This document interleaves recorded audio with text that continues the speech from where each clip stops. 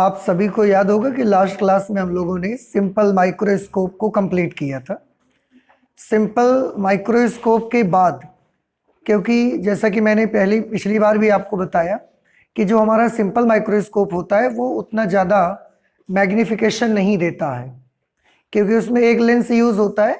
तो हमको उतना मन चाहा, हम चाहते हैं और मैग्नीफाई करके हमको चीज़ों को दिखाए, तो उतना ज़्यादा मैग्नीफिकेशन सिंपल माइक्रोस्कोप से नहीं होता। तो सिंपल माइक्रोस्कोप में एक लेंस यूज़ होता था, मैग्नीफिकेशन हुआ, लेकिन हमारी मर्जी के मुताबिक नहीं हुआ, हम और मैग्नीफिकेशन करना चाहते हैं। तो ऐसे सिचुएशन के लिए मुझे फिर एक से ज़्यादा लेंसेज यूज़ करने पड़ते हैं। अब एक से ज़्यादा लेंस यूज़ करेंगे मतलब लेंस का कॉम्बिनेशन करेंगे। तो एक से ज़्यादा लेंस यूज़ करके एक और माइक्रोस्कोप बना जिसका नाम था कंपाउंड माइक्रोस्कोप। कंपाउंड माइक्रोस्कोप, उसका हिंदी नाम संयुक्त सूक्ष्मदर्शी, या कहीं कहीं बुक्स में आपको यौगिक सूक्ष्मदर्शी के नाम से भी वो मिलेगा। ठीक है। आज हम लोग कंपाउंड माइक्रोस्कोप के बारे में स्टडी करेंगे, और जैसे कि मैंने बताया, it will give you the more magnification than simple microscope. और यहाँ पर हम मोर देन वन लेंसेज का यूज करेंगे, means we use lens combination. दो लेंस यहाँ पर यूज किए जाएंगे और उनकी मदद से हम मैग्नीफाई करके चीजों को देखेंगे। कंपाउंड माइक्रोस्कोप किस काम में आता है? सबसे पहले मैंने दो लाइंस में उसको आपको लिख के दिखाया कि संयुक्त सूक्ष्मदर्शी एक ऐसा प्रकाशिक यंत्र है जो अत्यंत सूक्ष्म वस्तुओं के प्रतिबिंबों को बड़ा करके देखने के काम आता है। अत्यंत सूक्ष्म वस्तुएं होंगी, उनको कंपाउंड माइक्रोस्कोप से उनके प्रतिबिंब को बड़ा बनाएंगे, और वो बड़ा प्रतिबिंब हमारी आंख पर बड़ा दर्शन कोण बनाएगा और हमको वो वस्तु दिखाई देना स्टार्ट हो जाएगी। अत्यंत सूक्ष्म वस्तुएं होंगी। अत्यंत सूक्ष्म वस्तुएं ये ऐसे ऑब्जेक्ट्स होते हैं जिन्हें हम हाथ में रख सकते हैं, अपनी टेबल पर रख सकते हैं, और स्पेशली कंपाउंड माइक्रोस्कोप का यूज बायोलॉजी की लैब में होता है। उसमें बहुत सारे सैंपल लेके आते हैं हम लोग, ब्लड सैंपल है और प्याज की स्लाइड बनाते हैं वहाँ पर। तो बायोलॉजी के स्टूडेंट अगर जो भी हैं वो जानते होंगे कि वहाँ पर उनकी लैब में कंपाउंड माइक्रोस्कोप का यूज़ बहुत होता है। अगर कंपाउंड माइक्रोस्कोप का यूज़ करेंगे, अब बात ही आती है कि हम कैसे करेंगे आखिरकार कंपाउंड माइक्रोस्कोप का यूज़, किस तरह से अत्यंत सूक्ष्म वस्तुओं के प्रतिबिंब बड़े हमको दिखाई देंगे। उसके लिए भी जिस तरीके से आपने देखा कि सिंपल माइक्रोस्कोप में हम दो तरह की सेटिंग करते हैं, दो तरह के समायोजन करते हैं। एक हमने समायोजन किया ये जब अंतिम प्रतिबिंब अनंत पर बनता है, और दूसरा हमने सेटिंग किया जब अंतिम प्रतिबिंब स्पष्ट दृष्टि की न्यूनतम दूरी पर बनता है। यहां पर भी हम दो सेटिंग्स करेंगे। इसमें भी हमारी एक सेटिंग होगी जब अंतिम प्रतिबिंब अनंतता पर बने, और दूसरा समायोजन होगा जब अंतिम प्रतिबिंब स्पष्ट दृष्टि की न्यूनतम दूरी पर बने। दोनों तरह की सेटिंग्स हम करेंगे। दोनों में हमको मैग्नीफिकेशन मिलता है, दोनों में हमको इमेज दिखती है। हाँ, थोड़ा सा डिफरेंस होता है, एक में इमेज थोड़ी सी ज़्यादा मैग्नीफाइड होती है और एक में इमेज थोड़ी सी कम मैग्नीफाइड होती है, लेकिन उसका बेनिफिट भी लास्ट क्लास में आप देख चुके सिंपल माइक्रोस्कोप में, कि एक के लिए हमारी आंखें आपको 4 घंटा 5 घंटा 8 घंटा भी काम करना पड़े, आंखें थकेंगी नहीं आपकी। लेकिन एक दूसरी सेटिंग होगी, उसमें आप 2 घंटे 1 घंटे में ही आपकी मसल्स थक जाती हैं। इसीलिए हम दोनों सेटिंग करते हैं कि अगर हमें लंबे समय तक वर्क करना है तो हम कौन से सेटिंग का प्रयोग करेंगे, जब अंतिम प्रतिबिंब अनंतता पर बने। और अगर हमें बड़ी थोड़ी सी देर के लिए करना है और हम क्लियर इमेज को देखना चाहते हैं, तो जब अंतिम प्रतिबिंब स्पष्ट दृष्टि की न्यूनतम दूरी पर बने, वो वाला समायोजन करेंगे। कंपाउंड माइक्रोस्कोप में भी इसी तरीके के दो समायोजन रहेंगे, जिनमें से पहला समायोजन हम जो ले रहे हैं वो है सेटिंग फॉर रिलैक्स्ड आईज। श्रांत नेत्र के लिए समायोजन करेंगे। श्रांत नेत्र का मतलब समझ रहे होंगे, रिलैक्स्ड आईज होता है, और सेटिंग फॉर पैरेलल रेज, हमारी आंखों पर जो किरणें पहुंचेंगी वो समांतर किरणें पहुंचेंगी, और समांतर किरणें कहां से आती हैं? अनंत से। इसका मतलब हम अंतिम प्रतिबिंब कहां बनवाना चाहते हैं? अनंत पर।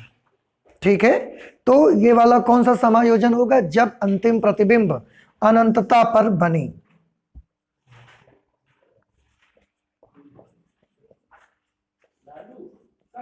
जब अंतिम प्रतिबिंब अनंतता पर बने या अनंत पर बने, जो मर्जी आप लिख सकते हैं।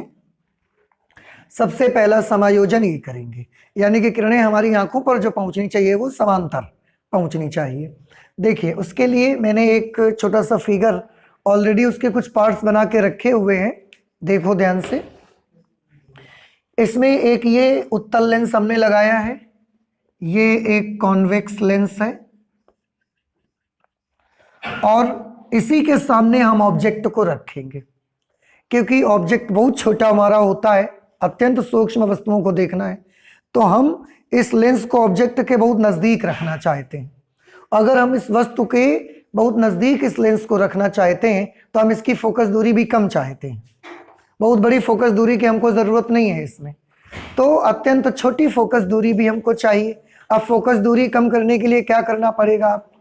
अगर आप फोकस दूरी कम चाहते हैं तो आपको रेडियस ऑफ कर्वेचर भी कम चाहिए। अगर आपको रेडियस ऑफ कर्वेचर कम चाहिए, वक्रता त्रिज्या अगर कम चाहिए, तो लेंस पतला होना चाहिए, उसकी वक्रता ज्यादा होनी चाहिए उसकी। तो फोकस दूरी हम इसकी कम चाहते हैं। अगर फोकस दूरी आपको कम चाहिए तो रेडियस ऑफ कर्वेचर भी, देखो इससे क्लियर कर सकते हैं हम लोग। 1/f is equal to mu minus 1/r1 minus 1/r2। इस लेंस की हमें फोकस दूरी कम चाहिए। अगर फोकस दूरी कम चाहिए तो वक्रता त्रिज्या भी कम चाहिए। अगर वक्रता त्रिज्या कम होगी तो वक्रता त्रिज्या किस प्रकार के लेंस की कम होती है? जिनकी वक्रता ज्यादा होगी, यानी कि थोड़ा मोटा लेंस चाहिए। तो ये वाला लेंस थोड़ा मोटा लेंस लगेगा, यानी कि इसकी फोकस दूरी कम रहेगी, और ये हमेशा वस्तु के सामने होगा, ऑब्जेक्ट के सामने रहेगा, वस्तु की तरफ रहा करेगा। इसलिए इस लेंस का एक और नाम पड़ा ऑब्जेक्टिव लेंस। ऑब्जेक्टिव लेंस कहा गया। हिंदी में इसी लेंस का नाम हमने रखा अभिदृश्यक लेंस। ठीक है, और इसे हम O से रिप्रेजेंट करा करेंगे। क्यों? क्योंकि ये ऑब्जेक्टिव लेंस है, इसलिए हम इसको O से प्रदर्शित करेंगे। ठीक, अच्छा, ये ऑब्जेक्टिव लेंस का मुख्य फोकस है, यहां से यहां तक फोकस दूरी हो जाएगी, और ये क्योंकि ऑब्जेक्टिव का मुख्य फोकस है तो हमने इसको FO मान लिया, और यहां से यहां तक की जो डिस्टेंस होगी उसको स्मॉल FO मान लेंगे, फोकस दूरी। ये वाली डिस्टेंस को हम मान लेंगे FO।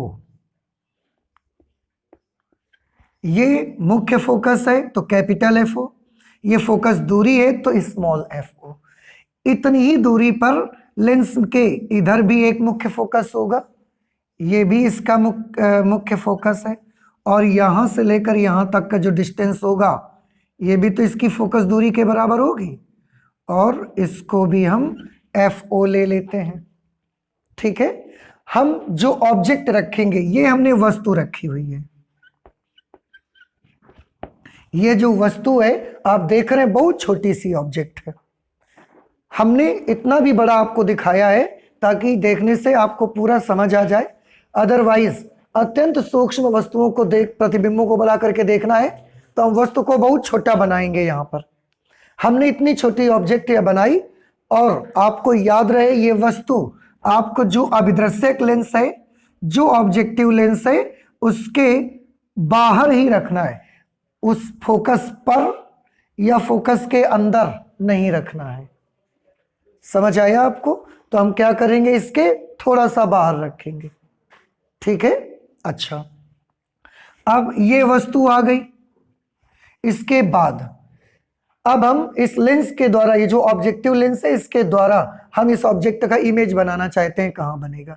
इमेज फॉर्मेशन के आपको रूल बताए गए हैं। क्या रूल बताए गए हैं इमेज फॉर्मेशन के? आपको 3 रूल बताए गए हैं। उन रूल के अकॉर्डिंग ही आप चलेंगे, इमेज बना सकते हैं। सबसे पहले हम यहाँ से एक प्रकाश किरण लेते हैं जो मुख्य अक्ष के समांतर जाती है, और मुख्य अक्ष के समांतर जाने वाली प्रकाश किरण लेंस से अपवर्तन के बाद मुख्य फोकस से ऐसे निकल जाएगी, इस तरह से मुख्य फोकस से ऐसे गुजर जाएगी। ठीक है। प्रतिबिंब बनाने के लिए मुझे एक और प्रकाश किरण चाहिए, तो दूसरी प्रकाश किरण हम और लेते हैं इस वस्तु से जो कि ऐसा प्रकाशिक केंद्र से होकर जाएगी। ये प्रकाशिक केंद्र से होकर जाती है, और प्रकाशिक केंद्र से होकर जाने वाली किरणें सीधी निकल जाती हैं, वो कहीं भी विचलित नहीं होती, रास्ते में डेविएट नहीं होती, मुड़ती नहीं है। और ये दोनों किरणें जा करके एक दूसरे को यहाँ पर इंटरसेक्ट करती हैं, यहाँ पर काटती हैं। अब ये दोनों किरणें इस ऑब्जेक्ट के, अगर हम इसको ए मान लें और इसको बी मान लें, तो ये दो के दोनों किरणें कहाँ से चली थी? बिंदु ए से, और वो बिंदु ए से चल के वहां पर पहुंचे, दोनों ने एक दूसरे को इंटरसेक्ट किया। जहां पर ये दोनों एक दूसरे को काटती हैं वहीं पर इस वस्तु का प्रतिबिंब बन जाएगा। ये इसका प्रतिबिंब बन गया। देखिए, इसको हमने मान लिया ए डैश, सॉरी इधर नहीं, ए डैश यहां पर, ए डैश बी डैश, ये इमेज बनी। इमेज कैसी बनी? देखो, ये कौन सा लेंस है? अभिदृश्यक लेंस, ऑब्जेक्टिव लेंस। सबसे पहले ऑब्जेक्टिव लेंस वस्तु का प्रतिबिंब अपने दूसरी ओर बनाता है। कैसा इमेज बनाता है? उल्टा। वस्तु ऐसे थी लेकिन इमेज तो ऐसे है, तो ये अभिदृश्यक लेंस वस्तु का प्रतिबिंब कैसा बनाएगा? उल्टा बनाएगा, वास्तविक बनाएगा, वस्तु से थोड़ा बड़ा बनाएगा। बात समझ में आ गई? और ये अभिदृश्यक लेंस है, इसकी फोकस दूरी, इसकी फोकस दूरी को किससे रिप्रेजेंट करते हैं? FO से।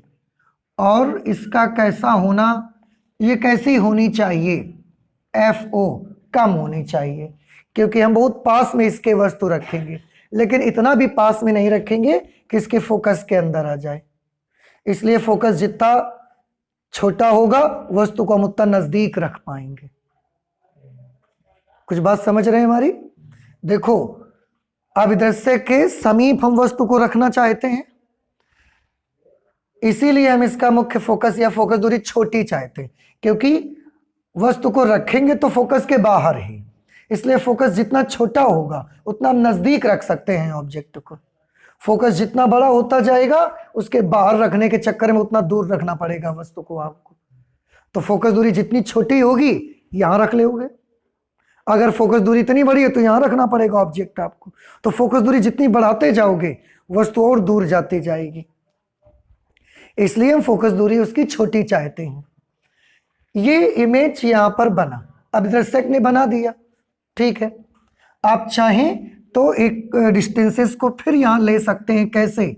ध्यान से देखिएगा, ये क्या है बता सकते हैं आप मुझे? अभिदृश्यक से वस्तु तक की दूरी, लेंस से वस्तु तक की दूरी को किससे लिखते हैं? U से, क्योंकि ये अभिदृश्यक है, अभिदृश्यक से वस्तु तक की दूरी है, इसलिए हमने इसको कैसे लिख दिया? UO से। Object distance from objective lens, तो ऑब्जेक्टिव लेंस से वस्तु तक की दूरी हमने यहां से नोट कर दी, उसको हमने मान लिया UO डिस्टेंस। और इस लेंस ने इस प्रतिबिंब को यहां पर बना दिया, इस जगह बनाया प्रतिबिंब। तो लेंस से प्रतिबिंब तक की दूरी को किससे लिखते हैं? स्मॉल v से लिखते हैं, तो इसको हम लिख देंगे स्मॉल VO। क्यों? क्योंकि ये प्रतिबिंब बनाया किसने है? अभिदृश्यक ने। तो लिखेंगे V लेकिन स्मॉल VO ऐसे लिख देंगे, O लगा देंगे साथ में, ताकि ये पता रहेगा कि ये प्रतिबिंब की दूरी है, लेकिन किससे? अभिदृश्यक लेंस से। और ये वस्तु की दूरी है पर अभिदृश्यक लेंस से। इसका काम खत्म। अब ये जो प्रतिबिंब है वो इस लेंस के लिए इसके साथ एक और लेंस हमने लगा दिया, इसने थोड़ा मैग्निफिकेशन किया, अब ये और मैग्निफिकेशन करने के लिए हमने एक और लेंस लगा दिया। और ये कोई दूसरा लेंस नहीं है, ये वही आपका मैग्नीफाइंग ग्लास हमने लगाया जो सिंपल माइक्रोस्कोप के नाम से पढ़ के आए हैं आप। बात समझ में आई? तो ये जो हमने लेंस लगाया ये कुछ भी नया नहीं है, ये वही है जो सरल सूक्ष्मदर्शी में आपने पढ़ा हुआ है। तो ये एक आप यूं समझ लें कि ये हमने यहां पर किसको लगा दिया है, ये हमने एक सिंपल माइक्रोस्कोप लगा दिया, या इसी का दूसरा नाम क्या होता है, मैग्नीफाइंग ग्लास लगा दिया हमने। तो ये तो आपने ये समझ लिया अपने हिसाब से कि यहां पर हमने एक सिंपल माइक्रोस्कोप लगा दिया, लेकिन कंपाउंड माइक्रोस्कोप के अकॉर्डिंग इसका नाम हमने क्या रखा, इसका हमने नाम रखा हुआ है नेत्रिका, अभिनेत्र लेंस। इसका नाम हमने क्या रखा हुआ है, अभिनेत्र लेंस। इसका नाम अभिनेत्र लेंस रखा गया है, या हिंदी में इसका दूसरा नाम भी होता है नेत्रिका, आप कह सकते हैं। अंग्रेजी में इसको हम आई पीस बोलते हैं, आई पीस। इस वाले लेंस को क्या बोलते हैं, अभिदृश्यक लेंस, अंग्रेजी में ऑब्जेक्टिव लेंस। किस प्रकार का लेंस होता है, उत्तल लेंस होता है। ये भी किस प्रकार का लेंस है, उत्तल लेंस है, अवतल लेंस नहीं है, ये भी उत्तल लेंस ही है। इसका नाम क्या रखा गया, अभिनेत्र लेंस। हिंदी में दूसरा नाम नेत्रिका, अंग्रेजी में अगर बोलना चाहेंगे तो क्या बोलेंगे, आई पीस। और इसका नाम हमने आई पीस क्यों रखा, क्योंकि इसी के बगल में अपनी आंखों को रखकर हम इमेज देखेंगे। समझ आ रहा है? तो क्योंकि इसी के जस्ट बगल में हमारी आंखें रहेंगी, इसलिए आई पीस हमने उसका नाम रखा, आंखों के अकॉर्डिंग उसका नाम रख दिया। अब क्योंकि इसका नाम आई पीस है तो हम इसे ई से प्रदर्शित किया करेंगे, ठीक है।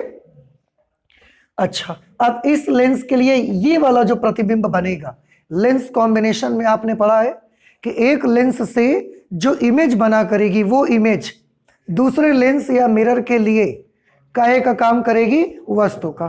तो अब आप ये पुराना वाला पिछला वाला हिस्सा भूल जाइए, अब ये लेंस है और ये वस्तु है। बात समझ आई? ये लेंस है और ये वस्तु है। अब हमने क्या किया, ये जो आई पीस है हमारी आंख के नजदीक है, इसको हमने थोड़ा सा आगे पीछे ऐसा खिसकाया। इस लेंस का भी तो कहीं मुख्य फोकस होगा, अगर इस लेंस का मुख्य फोकस, हर लेंस का मुख्य फोकस होता है, तो इस लेंस का भी कहीं मुख्य फोकस होगा। हमने क्या किया, हमने इस लेंस को थोड़ा सा आगे पीछे ऐसा खिसकाया और आगे पीछे खिसका करके ऐसा सेट किया कि इसका जो मुख्य फोकस हो वो इस जगह आने लगे। FE इसको लिखा जाता है, principal focus of eyepiece. Eyepiece को ई से लिखते हैं ना, तो principal focus of eyepiece. अभी भी नहीं समझ में आया? क्या किया हमने, इस लेंस को थोड़ा सा हमने पीछे या अपनी ओर ऐसा खिसकाया और खिसका के ऐसा सेट कर दिया इसको कि इस लेंस का जो मुख्य फोकस हो वो कहां पर पड़ने लगे, इसी बी डैश पर पड़ना शुरू हो जाए। क्यों? क्योंकि हम कौन सा समायोजन करना चाहते हैं, श्रांत नेत्र का समायोजन, पैरेलल रेज का समायोजन, अंतिम प्रतिबिंब अनंत पर बनाना चाहते हैं। और आप बता सकते हैं कि कोई भी उत्तल लेंस प्रतिबिंब अनंत पर कब बनाता है, जब वस्तु उसके मुख्य फोकस पर रखी होती है। कुछ बात समझ में आई? कोई भी उत्तल लेंस अपने सामने रखी वस्तु का प्रतिबिंब अनंत पर कब बनाएगा, जब वस्तु उसके मुख्य फोकस पर रखी हो। इसीलिए ये वाला जो लेंस है उसको हम थोड़ा सा पीछे और आगे स्लाइड करेंगे और स्लाइड करके ऐसा सेट कर देंगे कि इसका जो मुख्य फोकस हो उस मुख्य फोकस पर यह प्रतिबिंब आ जाए। कुछ मेरी बात समझ में आई आपको? नहीं समझ में आई? अब अगर क्यों, क्योंकि ये वाला प्रतिबिंब इस लेंस के लिए किसका काम कर रहा था? वस्तु का। तो इस लेंस के लिए तो ये क्या है? अब अगर हमने आगे पीछे खिसका के इसका प्रिंसिपल फोकस यहां ला दिया तो इस लेंस के मुख्य फोकस पर वस्तु आ गई कि नहीं आ गई? अगर इस लेंस के मुख्य फोकस पर वस्तु आ गई तो ये लेंस इसका प्रतिबिंब कहां बनाएगा? अनंत पर। बस यही हमको चाहिए, ये हमने समायोजन किया, ये हमने सेटिंग बनाई इसकी, यही सेटिंग हमको चाहिए थी। अब इसके मुख्य फोकस पर ये आ गया, इधर भी इतनी ही दूरी पर इसका मुख्य फोकस होगा, ये हमने मान लिया कि इतनी ही दूरी पर इधर भी इसका मुख्य फोकस है। ये डिस्टेंस कितनी होगी बता सकते हैं आप मुझे? इस सेटिंग के लिए इस लेंस के लिए वस्तु की दूरी भी है और इस लेंस की फोकस दूरी भी है। तो ये वाला जो डिस्टेंस है ये FE से आप लिख लो। नहीं समझ में आया? ये वस्तु की दूरी भी है, याद रखिए, और इसको कैसे लिखते हैं? UE। तो इस सेटिंग में UE और FE दोनों सेम होते हैं। समझ आ गया आपको? इधर भी ये वाला डिस्टेंस कितना होगा? ये वाला FE, क्योंकि इधर भी तो मुख्य फोकस होगा इसका। अच्छा, अब अगर ये वस्तु का काम कर रही है, अब इस लेंस से हमको इसका प्रतिबिंब बनाना है। प्रतिबिंब बनाने के फिर वही 3 नियम आप यूज करें। सबसे पहले एक किरण हमने समांतर भेजी, देखो यहां से मुख्य अक्ष के समांतर भेजी, तो वो किरण लेंस से अपवर्तन के बाद कहां से निकल गई? मुख्य फोकस से निकल गई, सबको पता है। एक प्रकाश की किरण कैसी गई? मुख्य इससे प्रकाशिक केंद्र से वो बिना विचलित हुए सीधी निकल गई। दोनों आपस में कैसी जा रही हैं? अब यहां पर हमने अपनी आइस को सेट किया, ऐसा। जब हम अपनी आइस को सेट करेंगे तो हमारी आंखों पर ये किरणें कैसे प्रवेश कर रही हैं? बिल्कुल समांतर। तो आगे तो कहीं काटेंगी नहीं है, हमने इनको पीछे बढ़ाया, पीछे भी क्या ये काटेंगे जाके कहीं? Because they are parallel to each other, so they will never intersect each other, वो एक दूसरे को कभी नहीं काटेंगी। और इस तरीके से इसका इमेज कहां पर बनेगा? जाकर के अनंत पर बन जाएगा। ठीक है, अब अगर आप समझ गए तो प्लीज एक चीज मुझे बताएं, आईपीस ने इसका प्रतिबिंब कैसा बनाया? कहां पर बनाया? कहां पर बनाया? अनंत पर। ठीक है, ये जो प्रतिबिंब बनेगा, ये प्रतिबिंब इसके मुताबिक कैसा बनेगा? सीधा ही रहेगा, क्योंकि ऐसा जाके दूर कहीं ऐसा बनेगा तो इसके हिसाब से तो सीधा ही आ जाएगा, क्योंकि अगर ये नीचे की तरफ है, प्रतिबिंब भी नीचे बनेगा तो सीधा ही तो है, तो सीधा ही इमेज बन गया। ठीक है, तो ठीक है, इसने भी इमेज बना लिया, और कहां पर बना लिया? अनंत पर। फिगर तो हमने पूरा का पूरा समझ लिया। क्या आपको रे डायग्राम पूरा समझ आ गया? और ये कौन से समायोजन के लिए है? श्रांत नेत्र के लिए, जब अंतिम प्रतिबिंब अनंतता पर बनेगा उस वक्त के लिए है। अब सेटिंग तो हमने बना ली, फिगर भी बना लिया हमने। अब हम ये चाहते हैं कि हम इसका ये देखना चाहते हैं कि इमेज बड़ी हुई कि नहीं हुई, मैग्निफिकेशन हुआ कि नहीं हुआ, ये हम समझना चाहते हैं। उसके लिए आप थोड़ा सा ध्यान से देखिए, यहां पर एक चीज मैं सबसे पहले करके दिखाऊंगा। मैं एक मैग्निफिकेशन आपको निकाल के दिखाता हूं, जो कि कंपाउंड माइक्रोस्कोप के लिए लगेगा फॉर्मूला। तो मैग्निफिकेशन फॉर कंपाउंड माइक्रोस्कोप, और वो सिर्फ इस सेटिंग में नहीं, वो आपकी किसी भी समायोजन के लिए काम करेगा, याद रखिएगा आप। ठीक है, इसलिए मैं एक जनरल फॉर्मूला आपको मैग्निफिकेशन का निकाल के दिखाना चाहता हूं। देखिए, संयुक्त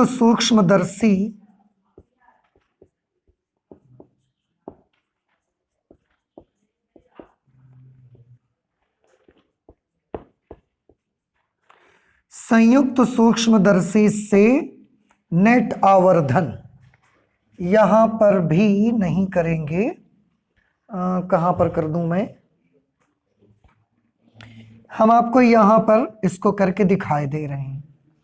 देखिए, मैं आपको बताऊं कि ये जो अभी हम मैग्निफिकेशन इस समायोजन का नहीं निकालना चाहते, अभी हम आपको मैग्निफिकेशन का एक छोटा सा फॉर्मूला बता देते हैं जो कंपाउंड माइक्रोस्कोप की किसी भी सेटिंग में काम करेगा।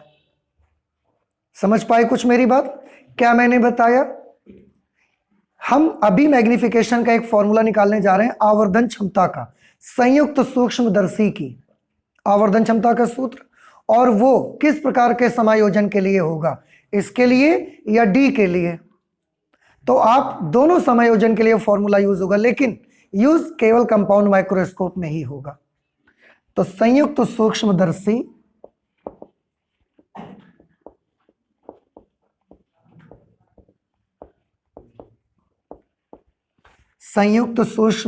से नेट आवर्धन हमको कितना मिलेगा, हम ये जानना चाहते हैं। देखो बेटा सभी लोग, ये इमेज अनंत पर कहीं जाकर बनेगी। हमने अपने समझने के लिए मान लिया कि ये इमेज यहां पर ऐसे बन गई, ऐसे लास्ट इमेज, और इस इमेज का नाम हमने रखा A dash, A double dash, B double dash. ये जाके अनंत पर कहीं इतनी बड़ी बनी जाकर इमेज, ठीक है। अच्छा, तो आवर्धन कैसे निकालते हो? हम पूरी संयुक्त सूक्ष्मदर्शी से नेट आवर्धन पाना चाहते हैं। उसके लिए क्या सूत्र होता है कि size of image upon size of object. Image का साइज, फाइनल इमेज का साइज यहां पर क्या है, A double dash B double dash, A double dash B double dash upon वस्तु का प्रतिबिंब, वस्तु का साइज क्या था, ए बी। हमने आपको क्या बोला, संयुक्त सूक्ष्मदर्शी से नेट आवर्धन। हमने ये तो नहीं कहा ना कि नेत्रिका से आवर्धन, या हमने ये तो नहीं कहा ना अभिदृश्यक से आवर्धन। मैंने किससे आवर्धन बोला? पूरे कंपाउंड माइक्रोस्कोप से मैग्निफिकेशन कितना मिलेगा, हम इसके बारे में बात कर रहे हैं। अभी भी बात नहीं समझ में आई? अगर आपको मैं बोलता कि नेत्रिका से आवर्धन बताइए, तो आप A double dash B double dash upon A dash B dash करते। हम तो पूरे माइक्रोस्कोप से मैग्निफिकेशन बताना चाहते हैं ना आपको, तो क्या करेंगे बताओ? पूरा फाइनल इमेज जो बनी A double dash B double dash upon वस्तु की, तो वस्तु कौन है, ए बी। ये बात समझ आ गई ना सभी को? तो इसके लिए हमने यहां पर क्या लिख दिया, ए बी, ठीक है। और सूक्ष्मदर्शी से नेट आवर्धन को अब हम कैपिटल एम से लिखा करेंगे, क्योंकि जब एक सिंगल लेंस होता था तो हम उसको स्मॉल एम से लिखते थे। आज दोनों लेंसों की वजह से एक साथ हो रहा है, तो हम कैपिटल एम से इसको रिप्रेजेंट कर लेंगे। ये मैग्निफिकेशन का फॉर्मूला आया, ठीक है। अब थोड़ा सा ध्यान से देखिए, क्या हम इसको लिख सकते हैं ऐसे, A double dash B double dash upon A dash B dash into A dash B dash upon A B. देखो लिख सकते हैं या नहीं लिख सकते? ए डैश बी डैश का भाग दे दिया, ए डैश बी डैश से गुणा भी करा दिया। आप जब चाहोगे ए डैश बी डैश से ए डैश बी डैश कैंसिल कर दो, पुराना नंबर फिर वही मिल जाएगा आपको। तो इतने में तो कोई प्रॉब्लम नहीं है। अब क्या आप इसको पहचानते हैं और इसको पहचानते हैं? आप दोनों को, इसको पहले बताओ, A dash B dash upon A B, ये क्या है? A dash B dash upon A B. सोचिए, ए डैश बी डैश इसके लिए प्रतिबिंब था और ए बी इसके लिए वस्तु थे। तो प्रतिबिंब की आकार बटे वस्तु का आकार इस लेंस के लिए क्या होगा? इस लेंस का आवर्धन होगा। कौन से लेंस का? ऑब्जेक्टिव लेंस का। तो हमने उसको कैसे लिख दिया? MO, magnification by objective lens. Multiplication, A double dash B double dash upon A dash B dash.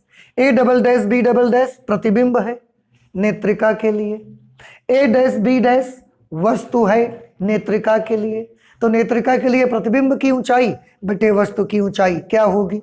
नेत्रिका का आवर्धन होगा। इसका मतलब वो कैसे लिखेंगे? ME। ये देखिए एक फॉर्मूला बना। तो ये फॉर्मूला किसके आवर्धन का है? अभिदृश्यक से आवर्धन का है, नेत्रिका से आवर्धन का है, या पूरे सूक्ष्मदर्शी से आवर्धन का है? पूरे सूक्ष्मदर्शी से आवर्धन का है।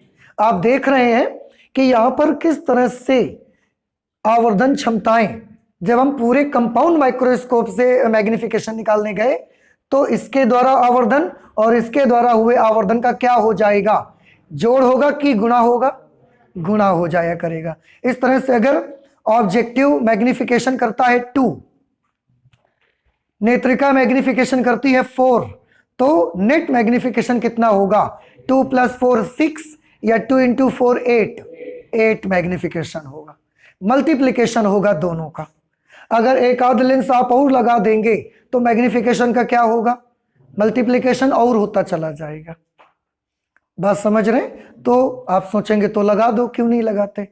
हम जितने ज्यादा लेंस लगाएंगे उतनी बार अपवर्तन होता जाएगा, और अपवर्तन में हर बार थोड़ा बहुत लाइट रेस का लॉस होगा और इमेज ब्लर्ड होती चली जाएगी, धुंधली होती चली जाएगी, किरणें कम होती जाएंगी, लगातार इमेज धुंधली होती जाएगी। फिलहाल अभी आपको पता चल गया कि संयुक्त सूक्ष्मदर्शी से जो नेट आवर्धन होगा उसके लिए आपको अभिदृश्यक से होने वाले आवर्धन और नेत्रिका से होने वाले आवर्धन को क्या करवाना है, मल्टीप्लाई करवाना है आपको। ठीक, इतना समझ आ गया। अच्छा, अब यहां से आवर्धन का क्या सूत्र मिलेगा ये हम लोग थोड़ा समझना चाहते हैं। तो जब अंतिम प्रतिबिंब अनंतता पर होगा तब आवर्धन क्षमता, तब संयुक्त सूक्ष्मदर्शी की आवर्धन क्षमता, कैपिटल एम के लिए हमने कौन सा सूत्र लगाया, M magnification by objective lens multiplied by magnification by eyepiece. Magnification by objective lens, क्या आप बता सकते हैं अभिदृश्यक ने जो आवर्धन किया है कितना आवर्धन किया है? आवर्धन के आपको कई फॉर्मूले बताए गए थे, एक वस्तु और प्रतिबिंब की ऊंचाई के पदों में, एक कोणों के पदों में बीटा अपॉन अल्फा, और एक यू और वी के पदों में बताया गया था। याद आ रहा है? तो ये क्या चीज है, अभिदृश्यक के द्वारा आवर्धन। अब अभिदृश्यक के द्वारा आवर्धन मुझे बताइए किसके पदों में, आंसर है यू और वी के पदों में। बताइए कितना आएगा, बताओ। इसके द्वारा प्रतिबिंब कितनी दूर बना, वीओ दूरी पर, वस्तु कितनी दूरी पर रखी है, यूओ डिस्टेंस पर, तो वीओ अपॉन यूओ प्लस की माइनस, क्यों? हम सबका निशान लेते नहीं घूमेंगे यार। उल्टे प्रतिबिंबों का आवर्धन नेगेटिव और सीधे प्रतिबिंबों का आवर्धन पॉजिटिव, तो इसने प्रतिबिंब उल्टा बनाया कि सीधा, उल्टा, इसलिए इसका मैग्निफिकेशन माइनस। और वैसे भी आप देख लो तो वीओ इसके राइट साइड में है तो प्लस, यूओ लेफ्ट साइड में है तो माइनस। अब वीओ प्लस यूओ माइनस तो एक माइनस ही तो आएगा आगे, ठीक है। अच्छा, उसके बाद ये मैग्निफिकेशन किसके द्वारा है, नेत्रिका के द्वारा। और नेत्रिका सिंपली क्या चीज है, नेत्रिका सिंपली एक सिंपल माइक्रोस्कोप है, एक मैग्नीफाइंग ग्लास है ये। और मैग्नीफाइंग ग्लास के द्वारा आवर्धन का सूत्र आप डिराइव कर चुके हो दोनों स्थितियों के लिए, जब अंतिम प्रतिबिंब अनंत पर बने तब के लिए भी, और जब अंतिम प्रतिबिंब स्पष्ट दृष्टि की न्यूनतम दूरी पर बने तब के लिए भी। तो यहां पर अंतिम प्रतिबिंब कहां बन रहा है, तो क्या आप बता सकते हो कि ये जो सरल सूक्ष्मदर्शी है ये अंतिम प्रतिबिंब अनंतता पर बनाती है, उस वक्त इसके मैग्निफिकेशन का फॉर्मूला क्या था? देखो, अगर नहीं याद आ रहा है पन्ने पलटिए, देखिए जरा क्या फॉर्मूला बना था। सरल सूक्ष्मदर्शी तो पढ़ी है सभी लोगों ने, और ये सरल सूक्ष्मदर्शी तो है, और ये अंतिम प्रतिबिंब अनंत पर बनाती है। तो अनंत पर जब इसने प्रतिबिंब बनाया है उस समय आवर्धन का क्या सूत्र आया था, D upon F. Very good. तो इसका फॉर्मूला क्या होगा, D अपॉन, और F की जगह पर क्या लिखा जाए, इसकी फोकस दूरी, इसकी फोकस दूरी कितनी है, FE के बराबर है इसकी फोकस दूरी। ये प्लस रहेगा कि माइनस रहेगा, इसने प्रतिबिंब कैसा बनाया है, सीधा, इसलिए इसका निशान कैसा रहेगा, प्लस। और वैसे भी हो क्यों ना, आप देखें वस्तु की दूरी, प्रतिबिंब की दूरी भी इधर है, और इस लेंस के लिए वस्तु भी तो इधर ही रखी हुई है, दोनों सेम साइड में हैं, दोनों नेगेटिव हैं, इसलिए दोनों कैंसिल होके प्लस हो जाएंगे। तो इस तरीके से आवर्धन क्षमता का सूत्र हमको क्या मिला, minus VO upon UO into D upon F। This will be the magnification by compound microscope for the setting for relaxed eyes, setting for parallel rays। जब अंतिम प्रतिबिंब अनंतता पर बनता है उस समय इतना मैग्निफिकेशन आपको मिलेगा। कुछ बात समझ आ रही है आपको? नहीं समझ आया? इतना मैग्निफिकेशन मिलेगा। इसमें से हम अपने समझने के लिए कि मैग्निफिकेशन को हम बड़े से बड़ा कैसे कर सकते हैं, थोड़ा सा मैं आपको बताना चाहूंगा, केवल समझने के लिए। बाकी न्यूमेरिकल्स में यूज होने वाला यही हमारा मेन फॉर्मूला है, याद रखिएगा। तो नीचे हम एक फॉर्मूला और बनाने जा रहे हैं जो केवल ये समझने के लिए है कि मैग्निफिकेशन को कैसे बड़ा कर सकते हैं, कैसे ज्यादा बड़ी मैग्निफाइड चीज हम देख सकते हैं करके। देखो VO क्या है, वस्तु की दूरी, प्रतिबिंब की दूरी। एक चीज मैं और बताऊं आपको, माइक्रोस्कोप हो या टेलीस्कोप, उसमें दोनों लेंसों के बीच की दूरी को हम माइक्रोस्कोप की लंबाई कहते हैं। ध्यान रखिएगा, एक लेंस इधर लगा हुआ है, एक लेंस इधर लगा हुआ है, तो एक लेंस से दूसरे लेंस तक की जो बीच की दूरी हुआ करेगी उसे हम उसकी लंबाई बोलेंगे। माइक्रोस्कोप है तो माइक्रोस्कोप की लंबाई, टेलीस्कोप है तो टेलीस्कोप की लंबाई। तो अगर कोई बोले कि माइक्रोस्कोप की लंबाई कितनी है तो आप क्या नाप लोगे? O से E तक का डिस्टेंस नाप लेंगे आप। बात समझ आ रही है? यहां से यहां तक की दूरी क्या कहलाएगी? सूक्ष्मदर्शी की लंबाई। अगर इस स्थिति में आपसे कोई सूक्ष्मदर्शी की लंबाई पूछेगा तो आप क्या बताएंगे? बताइए, आप चित्र देख रहे हैं, सूक्ष्मदर्शी की लंबाई। हाँ बेटा बोलो। VO प्लस FE, FE है ना, तो आप सूक्ष्मदर्शी की लंबाई कितनी होगी? VO plus FE। उस स्थिति में सूक्ष्मदर्शी इतनी लंबी होगी। क्यों? आप सोचेंगे क्या लंबाई बढ़ती घटती रहती है क्या? बेशक, आपने इसको आगे पीछे खिसका के सेट नहीं किया है, तो जब आप इसको आगे पीछे खिसका के सेट करोगे तो कभी थोड़ी छोटी हो जाएगी, कभी थोड़ी बड़ी हो जाएगी। उसमें ऐसा व्यवस्था रहती है। इस व्यवस्था को हम बोलते हैं रैक पिनियन अरेंजमेंट, दंतुर दंड चक्र व्यवस्था हिंदी का नाम है उसका। हम उसको घुमा भी सकते हैं और आगे पीछे खिसका भी सकते हैं, पाइप जैसा बना होगा तो। इसको बोला जाएगा दंतुर दंड चक्र व्यवस्था, रैक पिनियन अरेंजमेंट उसको कहते हैं। तो सूक्ष्मदर्शी की लंबाई उस वक्त इतनी होगी। ठीक है, अच्छा अब मैं क्या बताना चाहता था, मैं ये चाहता हूं कि मैग्निफिकेशन मुझे ज्यादा से ज्यादा मिले। आप देखिए ध्यान से, उसके लिए मैं बार बार कह दूं कि ये जो हम फॉर्मूला यहां लिखने जा रहे हैं ये केवल आपके समझने के लिए है। ये फॉर्मूला कहीं किसी न्यूमेरिकल पर्पस के लिए नहीं होगा, ना कहीं यूज होगा। ठीक है, VO क्या है? इस लेंस से यहां तक की दूरी, क्योंकि ये उस समय वस्तु फोकस पर होना चाहिए तो इसके बहुत नजदीक होगी लेंस के। ध्यान से देखिए, ये वस्तु इसके मुख्य फोकस पर ही तो है। तो आप थोड़ा सा ध्यान से देखें, VO इतना बड़ा है और सूक्ष्मदर्शी की लंबाई इतनी बड़ी है। VO की तुलना में सूक्ष्मदर्शी की लंबाई जो है करीब करीब बराबर है, तो है दोनों। देखो ये क्या है बताओ? सूक्ष्मदर्शी की लंबाई। ये क्या है? VO। तो आपको नहीं लगता कि VO को हम सूक्ष्मदर्शी की लंबाई के बराबर लगभग ले सकते हैं? और वैसे भी हम लगभग में ही चीजों को लिखने जा रहे हैं। तो हमने VO की जगह पर क्या ले लिया? सूक्ष्मदर्शी की लंबाई ले ली। UO, गौर से देखिएगा, UO वस्तु की दूरी है और वस्तु की दूरी को हम FO के बराबर ले सकते हैं। क्यों? क्योंकि ये FO अगर यहां पर होता इस जगह पर तो वस्तु हम यहां रख देते कि नहीं रख देते? ये FO और यहां पर पड़ता तो वस्तु को हम यहां रख देते।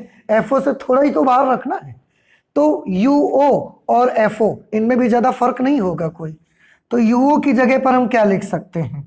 FO।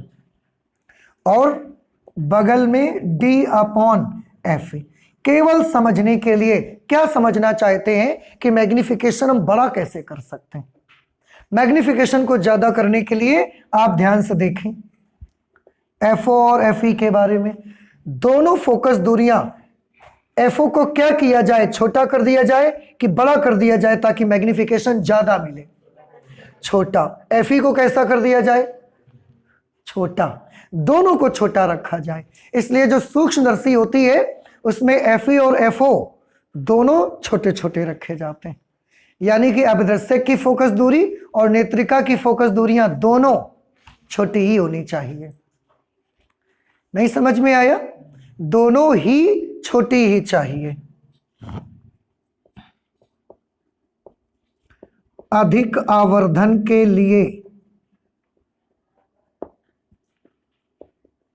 अधिक आवर्धन के लिए FO और FE दोनों छोटे होने चाहिए।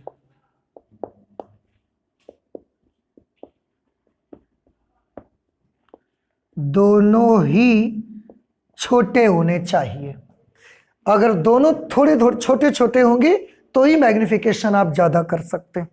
ठीक है, तो ये हमने मैग्निफिकेशन का फॉर्मूला भी बनाया, सूक्ष्मदर्शी की लंबाई भी बताई और अधिक आवर्धन के लिए क्या करना चाहिए वो भी हमने आपको बताया।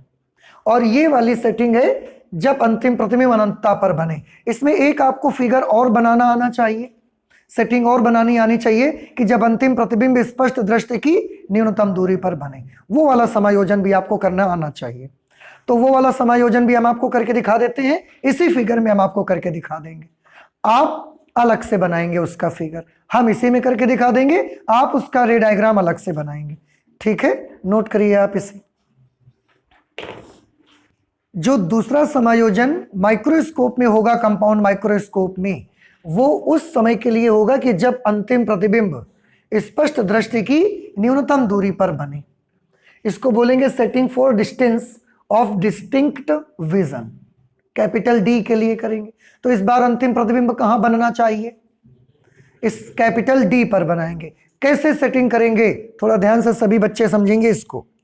देखो अभी ये वाली सेटिंग किसके लिए है, जब अंतिम प्रतिबिंब अनंतता पर बने, उसके लिए थी सेटिंग। अब हमें अंतिम प्रतिबिंब अनंतता पर नहीं बनाना है, हमें अंतिम प्रतिबिंब स्पष्ट दृष्टि की न्यूनतम दूरी पर बनाना है। तो हम एक काम करेंगे, फिर क्या करेंगे, ये वाली जो रे है इसको हम यहां से हटा देते हैं। दूसरी चीज, ये FE भी अब यहां नहीं रहेगा। फिर से हम इस आई पीस को थोड़ा सा पीछे या आगे खिसकाएंगे। अब खिसका करके इसका FE हम कहां कर देंगे, थोड़ा ध्यान से देखिए। हम इसको इधर या उधर खिसकाएंगे और इतना खिसका देंगे कि इसका FE यहां पर आ जाए। इसका जो मुख्य फोकस होगा वो यहां पर आ जाए। इसका मतलब क्या हुआ कि इसका मुख्य फोकस अगर यहां आ जाएगा तो इसके लिए ये प्रतिबिंब जो कि वस्तु का काम कर रहा है, ये इसके मुख्य फोकस के अंदर आ जाएगा। कुछ बात समझ में आई आपको? क्योंकि ये प्रतिबिंब कौन बना रहा है, ये तो हमने इसको पहले FE यहां पर था, तो ऑब्वियसली आप इसको थोड़ा उधर खिसका देंगे। जब इधर खिसका देंगे तो इसका FE जो यहां पर था वो अब इस जगह आ जाएगा, और इसके लिए ये वाला प्रतिबिंब जो कि वस्तु का काम करता था, ये इसके मुख्य फोकस के अंदर आ जाएगा। अगर यहां पर आ जाएगा इतना, तो इधर भी इसका मुख्य फोकस इतनी दूर चला जाएगा, इतनी दूर। ठीक है, यहां पर FE ये आ गया। अब फिर से इमेज बनाइए आप। जब इस बार इमेज बनाएंगे तो अब देखिए कैसी इमेज बनेगी। एक प्रकाश किरण तो यहां से समांतर जाएगी, जो कहां से होकर गुजरेगी, मुख्य फोकस से होकर गुजरेगी। तो ये प्रकाश किरण देखिए मुख्य फोकस से होकर हम इसको गुजार रहे हैं।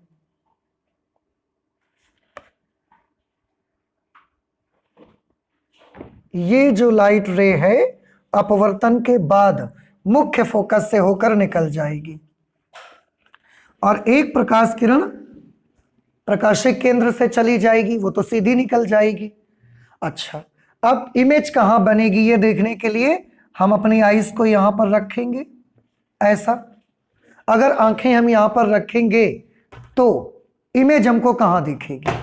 इधर तो किरणों के बीच का डिस्टेंस बढ़ता ही जा रहा है लगातार, तो इधर तो कहीं इंटरसेक्शन नहीं होगा, पीछे कहीं काटेंगे। तो हमने किरणों को पीछे बढ़ाया और देखा कि एक दूसरे को कहां काटेंगी जा करके।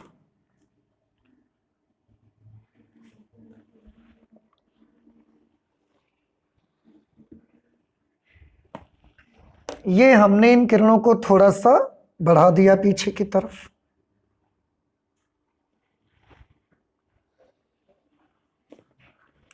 ऐसे ही इस वाली किरण को थोड़ा सा बढ़ाना पड़ेगा हमको।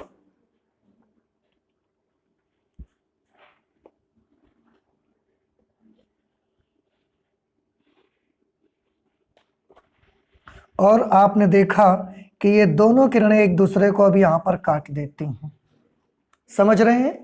और देखिए समायोजन कैसे करना है। इसका समायोजन थोड़ा सा डिफिकल्ट होगा। कैसे डिफिकल्ट? मतलब आसान है, जब आप सीख जाओगे तो फिर बहुत आसान लगेगा आपको।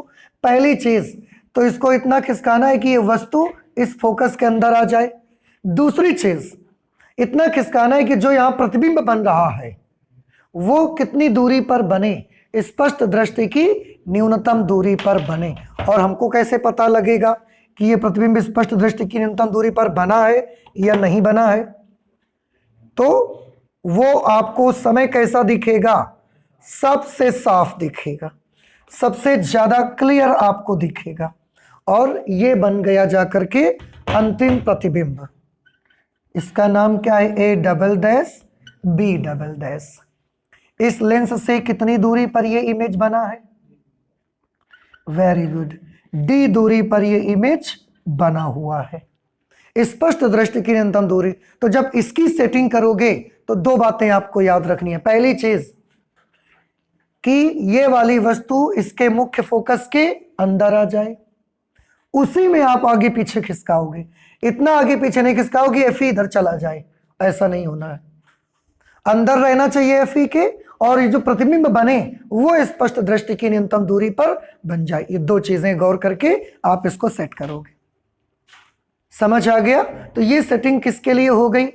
जब अंतिम प्रतिबिंब स्पष्ट दृष्टि की न्यूनतम दूरी पर बने। हो गया समायोजन। इसको आगे पीछे खिसकाना है और उसमें एक अरेंजमेंट होती है। कौन सी अरेंजमेंट मैंने बताया होती है? वो अरेंजमेंट होती है रैक पिनियन अरेंजमेंट, जिसे आप हिंदी में बोलते हैं दंतुर दंड चक्र व्यवस्था। इसमें क्या होता है कि दो नलियां लगी होती हैं। एक नली में अभिदृश्यक लगा होता है, दूसरी नली में ये लगा होता है, और दोनों एक के अंदर फिट होती हैं। अब इस वाले लेंस को हम ऐसा घुमा भी सकते हैं और आगे पीछे खिसका भी सकते हैं। इतनी बढ़िया अरेंजमेंट इसकी रहती। समझ आया कुछ आपको? उस अरेंजमेंट का नाम हमने रखा रैक पिनियन अरेंजमेंट, हिंदी में दंतुर दंड चक्र व्यवस्था। ठीक है, ओके। डायग्राम तो बन गया एंड आई होप कि डायग्राम आपको समझ में भी आ गया होगा। डायग्राम नहीं समझ आया? अंतिम प्रतिबिंब स्पष्ट दृष्टि की न्यूनतम दूरी पर बनाना है तो इसको फोकस के अंदर होना चाहिए और ऐसे आगे पीछे खिसकाओगे कि ये वाला जो इमेज है वो डी डिस्टेंस पर बन जाएगा। बस इतना सा आपको करना है।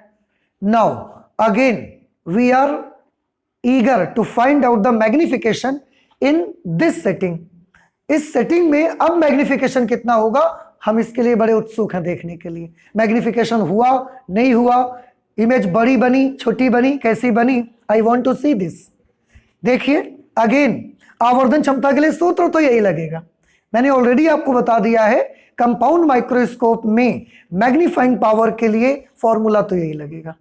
सेटिंग चाहे जो हो, चाहे वो रिलैक्स डाइस के लिए सेटिंग हो, चाहे वो डिस्टेंस ऑफ डिस्टिंक्ट विजन के लिए सेटिंग हो, दोनों के लिए यही लगेगा। ओके हाँ, इस बार डिस्टेंसेस बदल गई। देखो ये हमने जो लिखी हुई हैं ये डिस्टेंसेस थोड़ी सी चेंज हो जाएंगी बेटा। कैसे चेंज हो जाएंगी देखो, और आई होप कि अब आप भी समझते हो दूरियों को। देखिए, अगर आप समझते हैं तो प्लीज मुझे बताएं ये डिस्टेंस क्या होगी। जल्दी बोले, मैं क्या लिखूं यहां पर? You E, very good. क्योंकि इस लेंस के लिए ये क्या है? वस्तु है। क्या यही एफ ई भी है? नहीं है, बिल्कुल सही। एफ ई, अब ये डिस्टेंस है एफ ई। समझ आया कुछ आपको? Now this is F E and in this case F E is not equal to U E. बराबर नहीं है दोनों एक दूसरे के, चेंज हो गए। ठीक है, नो प्रॉब्लम। अब आवर्धन क्षमता के लिए फॉर्मूला मेकअप करना है। चलिए बनाइए, बताएं। आवर्धन क्षमता के लिए जो फॉर्मूला बनाएंगे, M O, magnification by objective lens. Objective lens से कितना मैग्निफिकेशन हुआ?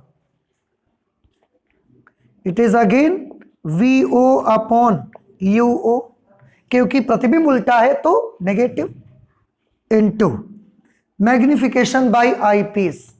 क्या फॉर्मूला लगेगा? 1 plus D upon F E. Very good. क्यों? क्योंकि ये क्या है, आप कुछ मत सोचिए फालतू का, कोई ज्यादा दिमाग खर्च करने की जरूरत नहीं है। ये क्या है? ये एक सिंपल माइक्रोस्कोप है and you know the formula for the magnification bye simple microscope in the both the cases. दोनों केसेस में आप उसकी मैग्निफिकेशन के फॉर्मूले मालूम है कि जब अंतिम प्रतिबिंब अनंतता पर बने तब का भी फॉर्मूला मालूम है, और जब अंतिम प्रतिबिंब स्पष्ट दृष्टि की न्यूनतम दूरी पर बने तब का फॉर्मूला भी आपको पता है। तो क्यों आप फालतू दिमाग पर जोर डालते? अंतिम प्रतिबिंब कहां बन रहा है? स्पष्ट दृष्टि की न्यूनतम दूरी पर। इस समय सिंपल माइक्रोस्कोप के मैग्निफिकेशन का क्या फॉर्मूला होता है? 1 plus D upon F E. हो गया। तो आवर्धन क्षमता का फॉर्मूला क्या बनेगा? Minus V O upon U O 1 plus D upon F E. समझ नहीं आया आपको? ये माइनस निशान हर बार आवर्धन क्षमता के सूत्र में आ रहा है। इसका क्या मतलब है? ये हमको ये बताता है कि जो सबसे अंतिम प्रतिबिंब बन रहा है वो कैसा बन रहा है? उल्टा बन रहा है। और बात सही है, वस्तु तो ऐसे रखी थी, प्रतिबिंब ऐसा बना है। ठीक है।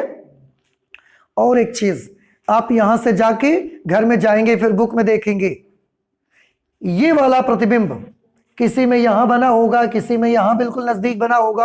आप घर जाकर आपने बुक देख लिया और ये इमेज इसके बहुत नजदीक बनी हुई है, फिर आप कंफ्यूज हो गए कि ये इमेज तो यहां बनी हुई है और हमने जो बताई है वो तो यहां बना दी गई है, तो ये गलत हो गया। आप बिल्कुल परेशान मत हो, ये डिपेंड करता है कि इसकी लेंथ कैसी है। ये कहीं भी बने उससे आपको कोई लेना देना नहीं है, बन रही है बस, इससे मतलब है। तो ये आवर्धन क्षमता का फॉर्मूला आ गया। और आवर्धन क्षमता के फॉर्मूले में जो साइन में माइनस का साइन आ रहा है वो क्या बताता है?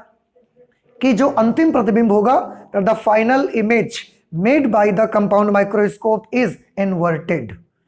अंतिम प्रतिबिंब जो कि संयुक्त सूक्ष्मदर्शी के द्वारा बनाया जा रहा है वो उल्टा बन रहा है। ये आपको याद रखना है। ये नेगेटिव हमको ये बताता है, और दोनों बार उल्टा बना आप देख रहे थे। Okay, what will be the length of microscope in this case? इस स्थिति में सूक्ष्मदर्शी की लंबाई बता दें प्लीज मुझे। सूक्ष्मदर्शी की लंबाई के लिए कौन सी दूरी मेजर करते हैं? आंसर है दोनों लेंसेज के बीच का डिस्टेंस। क्या है दोनों लेंसेज के बीच का distance? V O plus U E या V O plus F E? V O plus U E. Very good. This is the length of microscope. अब ये भी प्लीज मुझे बता दीजिए, ये वाला मैग्निफिकेशन ज्यादा है कि पहले वाला मैग्निफिकेशन ज्यादा था? इस समायोजन में आवर्धन ज्यादा होगा, इमेज ज्यादा बड़ा दिखेगा, या जो पिछला हमने समायोजन करा उसमें इमेज ज्यादा बड़ा दिखा था? किस में बड़ा दिखेगा? नहीं समझ आ रहा है? हमने क्या पूछा? किसका मैग्निफिकेशन ज्यादा होगा? उसके मैग्निफिकेशन में VO upon UV D upon FA था और इसमें 1 प्लस D अपॉन FA है। तो ये वाला मैग्निफिकेशन थोड़ा ज्यादा है, थोड़ा क्लियर है क्योंकि D पर बन रहा है, बट थोड़ा प्रॉब्लमेटिक है। क्यों? क्योंकि आप 2 घंटे नहीं काम कर सकते इस पर। स्पष्ट दृष्टि की न्यूनतम दूरी पर इमेज बनी है तो आपको आपकी मांसपेशियों को लगातार दबा कर रखना पड़ेगा और 2 घंटे तक कोई भी मेरे हाथ में ऐसा एक वजन रख दे और लगातार बोले इसे 2 घंटे तक ऐसा ही रखो, तो हमारी हाथ की मांसपेशियां क्या हो जाएंगी? थक जाएंगी, दर्द करने लगेंगी, मुझे रखना पड़ेगा, रिलीव करना पड़ेगा मुझे। समझ नहीं आ रही बात आपको? ये आपको ध्यान रखना है। तो सेटिंग बहुत अच्छी है ये, लेकिन आंखों के लिए प्रॉब्लम देती है, जल्दी थक जाएंगी मांसपेशियां आपकी। तो इस तरीके से ये रे डायग्राम रहा, आवर्धन क्षमता रही, सूक्ष्मदर्शी की लंबाई रही, आप दोनों की फिगर अलग अलग बनाएंगे। ठीक है, ओके। तो आज हम लोगों ने क्या कंप्लीट किया? Compound microscope. सबसे ज्यादा माइक्रोस्कोप में एक तो सबसे ज्यादा माइक्रोस्कोप पूछते और सबसे ज्यादा इंपॉर्टेंट उसमें रे डायग्राम होते हैं और आवर्धन क्षमता के फॉर्मूले। ठीक है, तो ये सभी को अच्छे से याद रखने हैं। अब जब हम नेक्स्ट क्लास में मिलेंगे तो हम लोग पढ़ेंगे टेलीस्कोप, जिसे हम बोलते हैं दूरदर्शी, and that is very interesting. तो नेक्स्ट क्लास में उसको स्टडी करते हैं। ठीक है, थैंक यू।